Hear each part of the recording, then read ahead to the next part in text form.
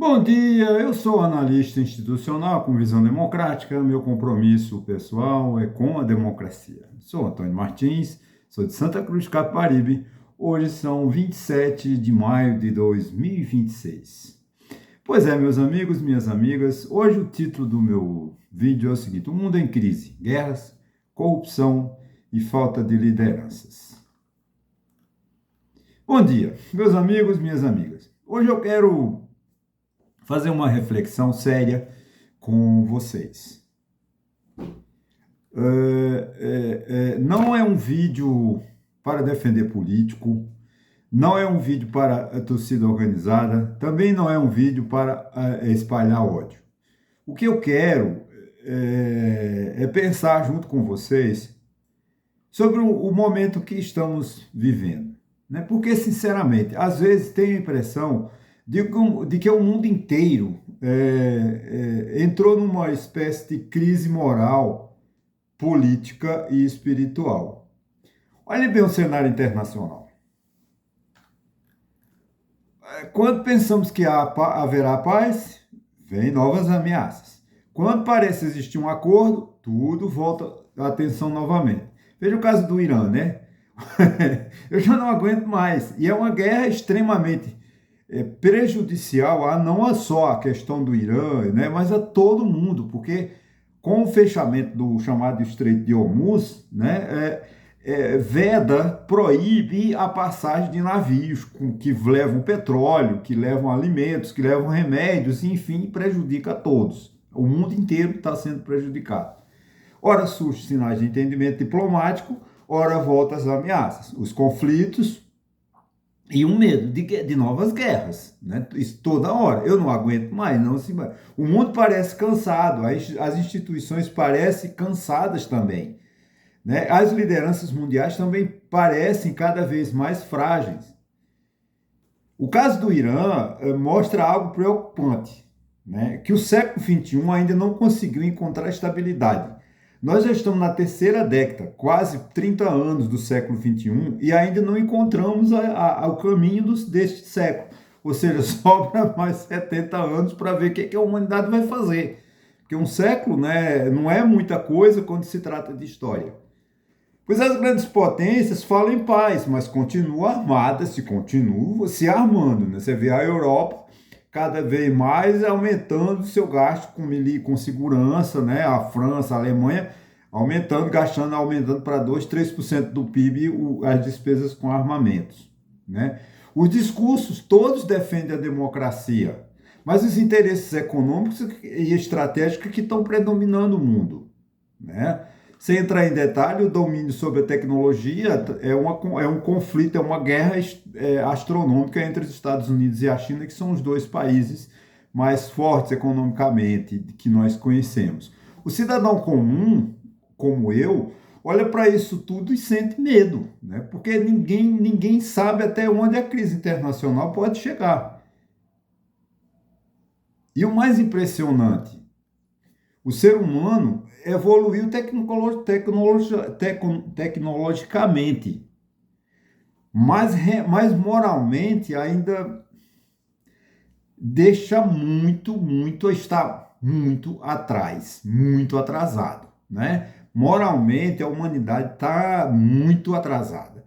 Temos inteligência artificial, temos tecnologia espacial, temos comunicação instantânea, mas continuamos incapazes de resolver os conflitos sem ameaças a sanções e guerras. Aonde vai a guerra? Né? Você vê a questão de Cuba, não vou aqui, mas como falei, não é uma questão de... Cuba, o povo está morrendo de fome, está sem energia por uma questão ideológica. Ajudem Cuba, tire a tal da chamada vedação que os Estados Unidos impuseram desde 1959 para que as pessoas não negociem com Cuba. Né? Cuba é um país dos anos 50, porque não pode se modernizar tecnologicamente, porque os Estados Unidos não permitem, em nome de uma ideologia que não leva a lugar nenhum. Deixa o povo de Cuba decidir se quer socialismo, se quer comunismo, o problema é de Cuba. Mas não, essa situação lá, e quem paga é a fome, é o pobre, né? Isso deveria fazer pensar profundamente. Nós precisamos de voltarmos a pensar de uma forma diferente, né? E eu quero pegar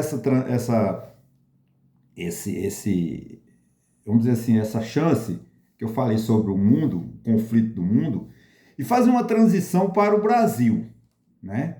Infelizmente, né, gente, o problema não está lá fora apenas, né? O Brasil vive também um momento delicado, né? E aqui eu quero deixar algo claro, isso é fundamental. Eu não estou falando de partido apenas, de um partido apenas, tá? Nem de um único grupo político. O problema parece mais profundo. O problema do Brasil é muito grave, independe de política. É um problema geral, né? Todos os dias, né, a gente não consegue mais ler nada de útil nos grandes jornais, porque todo dia é investigações, investigações, a busca e apreensão da Polícia Federal. Todos os dias surgem notícias de investigações, operações policiais, denúncias e escândalos, né? Recentemente vimos novamente buscas e apreensão envolvendo figuras importantes da política brasileira, como é o caso do Cláudio Castro, ex-governador do Rio de Janeiro. Eu estava pensando há poucos dias, os últimos governadores que não tiveram problemas com a justiça, deve fazer uns 24 anos, acho, 20, 24 anos, foram Marcelo Alencar e Benedita da Silva, né, que Benedita governou uns 6 meses porque o garotinho foi disputar as eleições. Eu não me lembro em que ano, se foi em 2002, foi em 2000, não me lembro. Mas Garotinho tem problema com a justiça. Garotinha, a esposa Rosinha Garotinho também tem problemas com a justiça. Sérgio Cabral não precisa falar. Pezão com problemas na justiça. Sérgio Cabral foram 8 anos. Pezão, se eu não me engano, 8 anos. Só já são 16, né? O Cláudio Castro, 8 também. Renunciou faltando 2 meses. Então, o problema do Rio de Janeiro é um problema de policial permanente. 20 anos que o Rio de Janeiro não tem sucesso, não tem sossego. Os ex-governadores estão com os que não estão presos estão com problema na justiça. E se nós fôssemos buscar com rigor nas 27 federações, né, nós encontraríamos problemas de má gerenciamento da conta pública. Porque eu vou falando 27, a gente trata 25 hoje estão imunes, vamos dizer assim, porque o Rio de Janeiro e o Distrito Federal estão mais envolvidos que nada nessa questão do Banco Master. O governador Ibanez Rocha é um dos mais envolvidos nesse escândalo do Banco Master, assim como o governador do Rio de Janeiro, Cláudio Castro, o ex-governador do Rio de Janeiro. Então começa a surgir uma sensação perigosa, né, com isso, né? A ideia de que a corrupção virou algo normal. E virou. Sabe por quê?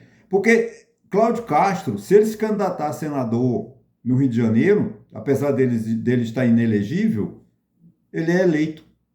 O ex-governador Ibanez Rocha fez essa corrupção toda no Banco Master, no que quebrou o BRB, o Banco de Brasília, se candidata ao Senado e é eleito. Então a corrupção, ela deixou de ser uma coisa grave, deixou de ser crime, virou banalidade, porque ela se instaurou de tal forma no governo, nas instituições, que virou uma coisa normal. Ninguém mais faz diferença de um político corrupto. Gente, o político corrupto, ele corrói, ele corcome, ele rói a economia do país. Ele fica rico, a família dele fica rica, mas o resto do país fica pobre. Nós temos que ficar alerta sobre isso.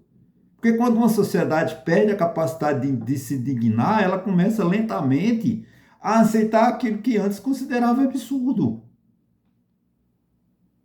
Até quando nós vamos aceitar a corrupção como uma coisa banal? Até quando nós vamos aceitar o crime como uma coisa banal? Como assassinato, gente, a cada hora uma mulher é assassinada no Brasil, não é o tema aqui do meu vídeo de hoje. Por causa da violência dos maridos, ou o marido que é morto, porque as pessoas não aceitam mais perder. Relacionamentos amorosos, eles não se rompem. Isso está lá em Zygmunt Bauman, o Mundo Líquido. O amor, ele é eterno. Ele se rompe, ele termina, mas ele começa de novo com a mesma intensidade. Então ninguém pode ter uma namorada ou um namorado e quando ela desiste de você, ele vai lá e mata. Isso está virando uma coisa banal no Brasil. Isso não pode acontecer. Não é amor. Isso é egoísmo. É ignorância, é falta de cultura. Porque a sociedade começa lentamente a aceitar aquilo que antes era considerado um absurdo. Os casais antigamente viviam 30 anos, 50 anos. Por que os casais de hoje não vivem, passam mais de 2 anos? Eram os casais dos anos 40 que estavam errados? Não. É a sociedade podre que nós estamos vivendo. Poxa, você vê, gente, o brasileiro trabalha muito, paga impostos altíssimos, luta para sobreviver. E muitas vezes sente que parte do sistema político vive distante da realidade do povo. Isso é uma realidade. O político não vive ao lado do povo. Nem o vereador, nem o prefeito. Que é o que está mais próximo da gente. Eles estão ao lado do povo. Não estão ao lado deles. A consequência disso é a perda de confiança. Principalmente uma democracia sem confiança vira apenas disputa permanente de poder, o que nós estamos vivendo. O que é que os prováveis candidatos à presidência da República estão nos mostrando de o que farão com o país? Eles não estão mostrando nada, não tem programa nenhum. Tem um programa de país. Manutenção de ganhos sociais não é futuro de país. Reduzir a escala de 6 por 1, eu concordo. Mas não vai resolver o problema do país. Porque se você folga um dia e vai folgar 2, não vai trazer um prejuízo enorme para os empresários como estão pintando. Não, é necessário que você descanse mais.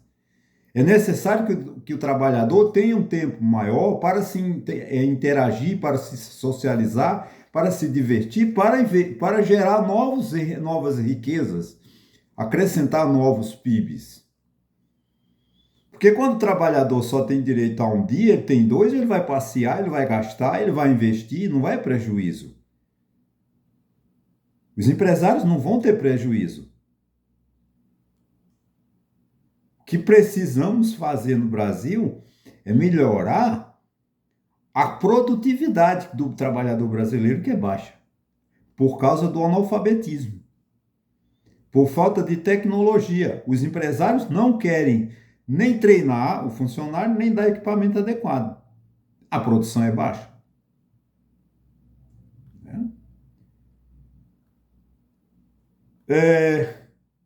Talvez o maior problema do Brasil hoje não seja apenas econômico, né? Eu acho que talvez seja uma ausência de grandes lideranças morais. Isso acaba com o nosso país. Que é o caso do Rio de Janeiro, por exemplo, né, gente? Acho que de 2002, por aí. Porque o Lula assumiu em 2002, né? Foi garotinho. De garotinho para cá, não teve mais um governador no Rio de Janeiro sério. E a corrupção se entranhou de tal forma que virou uma banalidade. Não vou usar uma expressão, porque o meu vídeo já tem pouca visualização. Se eu usar expressões fortes, o YouTube começa a travar mais ainda. Mas o Rio está sem governo. Há quantos anos? Desde 2002, gente. Antigamente, concordando ou não com determinados políticos, existiam figuras públicas que transmitiam simplicidade, austeridade e coerência. Hoje nós não temos mais. Você vê a questão do Banco Master, né? Os políticos todos envolvidos, porque se corromperam, ganhando 400, 500 mil por mês do Banco Master, para que ele se sustentasse mais, não conseguisse quebrar tão rápido como quebrou. Mas hoje tudo parece voltado para o marketing, né? Os políticos não têm mais discurso. As redes sociais, as narrativas de sobrevivência eleitoral são marqueteiros, pesquisas eleitorais. Uma eleição é decidida no Brasil pela pesquisa. Ah, se o Lula tem 30%, o Bolsonaro tem 40%, o Bolsonaro já ganhou. Não! Vai depender, vamos analisar a proposta que eles têm. Não vamos votar simplesmente porque o candidato está na frente. Só porque eu não sei perder. Mas, gente, perder faz parte da vida. Não tenha vergonha de perder, porque você perde muito quando você elege um político corrupto, simplesmente porque o marketing fez ele estar na frente. Você vai perder que você vai deixar de ajudar o seu país. Isso empobrece a política. Eu me lembro, por exemplo, de relatos de figuras políticas antigas que terminaram a vida sem grandes fortunas, mantendo uma postura simples. Não sei, mas, por exemplo, Aderbal Jurema, um deputado federal de Pernambuco, morreu pobre, porque era honesto. O outro senador do Rio Grande do Sul, chamado Pedro Simon, parece que pegou todas as suas fortunas e doou para a Casa de Caridade. Não confirmo isso, não sei se é verdade. Né? Mas tínhamos políticos honestos. Mário Andreasa, ex-ministro dos Transportes, foi o homem que mais fez rodovia nesse mundo. Quando comprou, segundo informações, não sei se é verdade, ele não tinha remédio. Quando no momento de sua morte, precisaram de comprar injeções para aliviar as dores, porque ele não tinha. E ele podia ter ficado rico. Porque política no Brasil não é para trabalhar para o povo. Volte uma observação. Todo prefeito, ex-prefeito de sua cidade era pobre. Analise ver se agora ele é pobre. Ele está rico. Onde ele arrumou esse dinheiro? Na prefeitura. Cadê a gente, com todo respeito, ex-presidente da República, nunca trabalhou para ninguém, sempre foi vereador, deputado e presidente da República, tem um enorme patrimônio. Onde ele arrumou isso? Na política. O presidente Lula era o quê? Mecânico, ganhando lá, sei lá, 6 mil reais, não sei quanto era o salário de um mecânico, de um torneiro mecânico na década de 70, quando Lula trabalhava. Vê o patrimônio de Lula.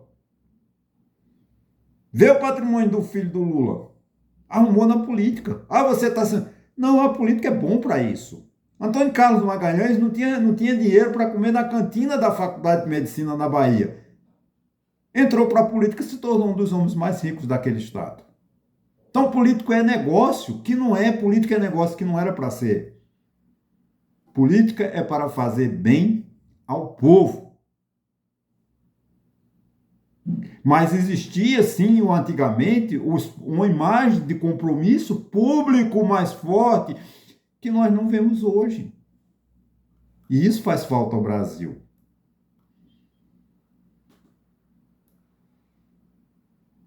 Agora, eu seria injusto colocar toda a culpa apenas nos políticos, que não é.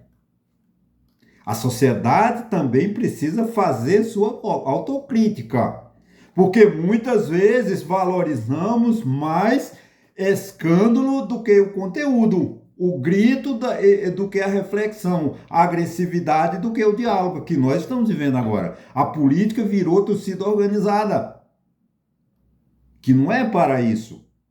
Político não é para você rezar para o pneu. Político não é você criar um canal no YouTube e só falar bem do seu governo, do seu ídolo. Ele também comete erros. Todos os políticos cometem crimes. Então o que a gente tem que ter é seriedade, honestidade, ética e moral. Mas no Brasil não. Se eu critico de um lado, imediatamente sou chamado de inimigo. Se critico o outro, acontece a mesma coisa. Aonde é que nós vamos parar? Estamos perdendo a capacidade de pensar com equilíbrio. Isso em tudo, não é só na política, mas é no futebol. Gente, eu me lembro na década de 70, não tinha uma violência generalizada. Nós íamos para o Maracanã misturado com a torcida do Vasco, com a torcida do Botafogo, que eu sou Flamengo. E não tinha briga. Hoje, o que virou os estádios? Campo de guerra. Porque a gente perdeu a capacidade de diálogo. Isso é culpa do político também, agora é culpa da sociedade, que não aceita perder, não aceita que as pessoas pensem diferentes do que elas pensam. Eu não quero que todo mundo pense igual a mim, seria um horror eu sair à rua e perceber que todo mundo pensa igual a mim ou veste igual a mim. Apesar de tudo isso, gente, ainda acredito que vale a pena refletir. Vale a pena discutir ideias sem fanatismo, vale a pena defender ética, responsabilidade, honestidade, vale a pena sim. Talvez seja o caminho mais fácil, talvez vídeos assim não tragam milhões de visualizações, como é o meu caso.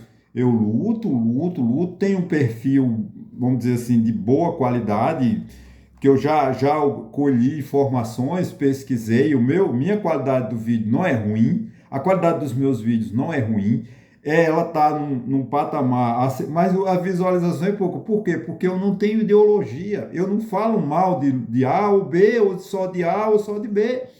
Eu aponto erros, eu reflito, eu estudo, eu pesquiso. E sim, prefiro continuar tentando pensar o Brasil com seriedade, do que transformar a política em apenas um espetáculo. Porque seria muito bom chegar aqui cheio de desinformações, pode ser mentira, podia ser verdade, mas só apontar um lado, só aprovar um lado. Isso eu estou errado, eu não faço, eu me recuso. Eu não quero transformar o meu vídeo num espetáculo, eu quero transformar no meu vídeo um canal de reflexão, de aprendizado, continuadamente. Todos, segunda e sexta, quarta e sexta, nós trocarmos essa ideia sobre ética, sobre moral, que eu não vou ficar, me recuso a ir para a televisão e para o canal, que é uma televisão, sem dúvida nenhuma, falar só, apoiar o A ou B e não aceitar as divergências. E vocês? Ainda acreditam que o Brasil pode encontrar lideranças sérias e um caminho moral mais firme? Eu faço-lhes um convite. Deixe suas opiniões nos comentários. Um grande abraço a todos e até sexta-feira. Gente, muito obrigado. Se você chegou até aqui, se inscreva no meu canal. Como eu falei, encerrando, faça seus comentários. Nós precisamos de acreditar num país moral, num país ético, num país que acredita na educação, num país que acredita no crescimento da sua população, mas que não fique inimigos do outro porque pensa diferente.